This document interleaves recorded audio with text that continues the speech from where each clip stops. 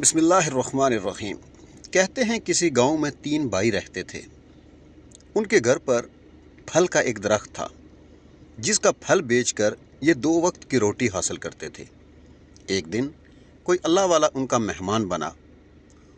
اس دن بڑا بھائی مہمان کے ساتھ کھانے کے لیے بیٹھ گیا اور دونوں چھوٹے بھائی یہ کہہ کر شریک نہ ہوئے کہ ان کو بھوک نہیں۔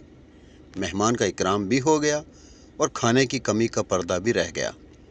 آدھی رات کو مہمان اٹھا جب تینوں بھائی سو رہے تھے تو ایک آری لے کر وہ درخت کاٹنا شروع کر دیا اور درخت کو کاٹنے کے بعد اپنی اگلی منزل کی طرف نکل گیا۔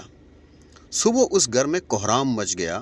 سارا اہل محلہ اس مہمان کو کوس رہا تھا جس نے اس گھر کے واحد آمدن کو کاٹ کر پھینک دیا تھا۔ چند سال بعد وہی مہمان دوبارہ اس گاؤں میں آیا تو دیکھا اس بوسیدہ گھر پر جہاں وہ مہمان ہوا تھا اب عالیشان گھر بنا ہوا ہے۔ ان کے دن بدل گئے تھے۔ تینوں بھائیوں نے درخت کے پھل نکلنے کے انتظار کی امید ختم ہونے پر زندگی کے لیے دوسرے اسباب کی تلاش شروع کر دی اور اللہ تعالیٰ نے ان کو برکت عطا فرمائی۔ جب بھی ہم پر دنیا میں اسباب کا کوئی دروازہ بند ہو جاتا ہے تو ہماری بھی زندگی میں ایک زلزلہ آ جاتا ہے۔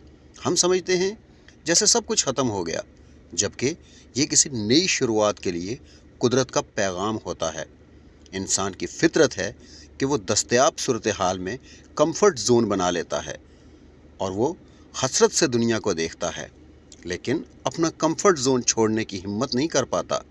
کبھی قدرت ہمیں اس کمفرٹ زون سے نکالتی ہے، کبھی ہمارا امتحان ہی اس زون سے نکلنا بن جاتا ہے۔